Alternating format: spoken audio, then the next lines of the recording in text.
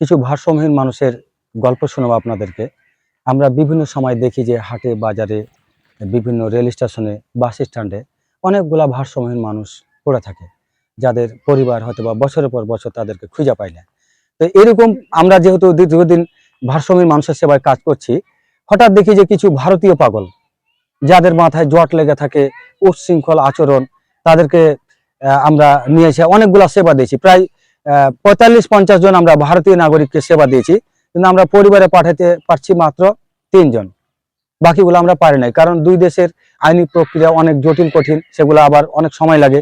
তারপরে এরা ভারসাম্যহীন, এরাকে ধরে রাখা আসলে সম্ভব হয় না। এই যে বর্তমানে এখন যে 3 জন আছে, গত 7 তারিখে একজন দিলাম উড়িষ্যার সুদাম হেমব্রমকে, এখানে এখন বর্তমানে 3 জন রয়েছে। আমরা প্রত্যেকটা মানুষকে নিয়ে আসার পর প্রথমে তাকে পয় পরিষ্কার, তাদের প্রাথমিক চিকিৎসা, তাদের শরীরে অনেক ঘা পচন থাকে, অনেক অসুখ বিসুখ থাকে, চুলকানি একজিমা একেবারে ভর্তি থাকে, কারণ অনেক দিন যাবত গোসল করে না, যার কারণে এই অসুখগুলা বেশি হয়। তো পয় পরিষ্কার করার পরে তাদেরকে আমরা প্রাথমিক চিকিৎসা দেই।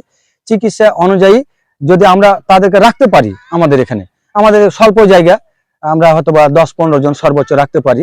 তো এই স্বল্প জায়গার মধ্যে স্বল্প আয়ের মধ্য দিয়ে কিন্তু আমরা তাদেরকে চেষ্টা করি একটা ভালো সেবা দেওয়ার।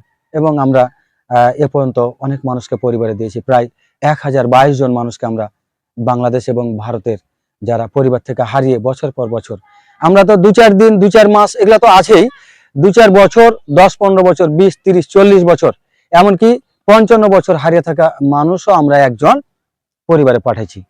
তার পরিবার পেয়েছি আমরা 10-15 মিনিট, 20 মিনিটে। এমনও মানুষ আছে 25 বছর ধরে রাস্তায় ঘুরছে, কিন্তু তার পরিবারটা পাওয়া যায় মাত্র 10 থেকে 15 মিনিট, 20 মিনিটের মধ্যে। তা আমি এই বিষয়ে একটা কথা বলবো, যে রাস্তায় যারা পড়ে থাকে অনেকেই এড়িয়ে চলে যান। আসলে এড়িয়ে না গিয়ে যদি 25 বছর আগে যদি কেউ জিজ্ঞাসা করতো ওই মানুষটাকে, তাহলে কিন্তু ওই মানুষটা অনেক আগেই পরিবারে ফিরে যেত। আমার মতো কেউ যদি একজন তার পিছনে একটু সময় দিত। তা আমি আহ্বান করবো যে রাস্তাঘাটে অনেক মানুষ পড়ে রয়েছে, অনেক বাবা মা কান্নাকাটি করে তাদের আপনজনকে ফিরে পাওয়ার জন্য।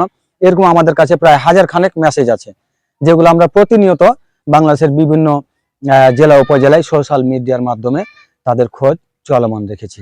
আর আমাদের এখানে সবসময় এই 5-7 জন 10 জন মানুষ থাকে, হয়তো কখনো 5 জন থাকে। তাই যখন বুঝতে পারি যে এটা ভারতীয়, তখন আমরা প্রথমে ভারতীয় এই ওয়েস্ট বেঙ্গলের যে কলকাতার হ্যাম রেডিও আছে, হ্যাম রেডিওর একজন মানবিক কর্মীর সাথে আমার আগে থেকে পরিচয়, তাকে আমরা তথ্যগুলা দিয়ে দিই যে এই তথ্য তারা পেয়েছি। তখন ওরা করে কি, ভিডিও কলে এদের সাথে কথা বলে ওদের ভাষায়। আমি তো হিন্দি ভাষা বুঝি না, ওরা হিন্দি ভাষায় জিজ্ঞাসা করে, তখন এ যতটুকু পারে সেই তথ্যের উপরে ভিত্তি করে সেই কলকাতার হ্যাম রেডিও মানবিক কর্মী অম্বরীশ নাগ বিশ্বাস, উনি তখন এই মানুষগুলার পরিবার খুঁজে দেয়। পরিবার খুঁজা হয়ে গেলে তখন আমরা প্রথমে তাদেরকে ভিডিও কলে দেখাই।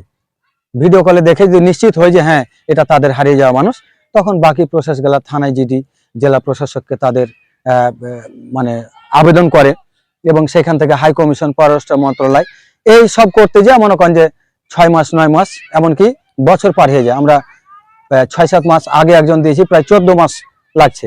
এই কয়েকদিন আগে যেটা দিলাম সেটা 1 মাস 19 দিনের মাথায় আমরা পৌঁছাতে পেরেছি।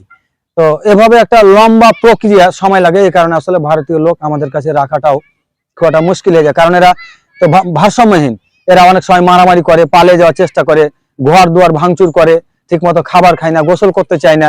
এক কথায় তাদেরকে আয়ত্তে আনাটা আসলে খুব মুশকিলের ব্যাপার। তারপরে অনেক কষ্ট করে এখানে বর্তমানে এই 3 জন রাখছি। এদের আইনি প্রক্রিয়া শেষ হলে হয়তোবা তাদেরকে পরিবার আমরা দিতে পারবো।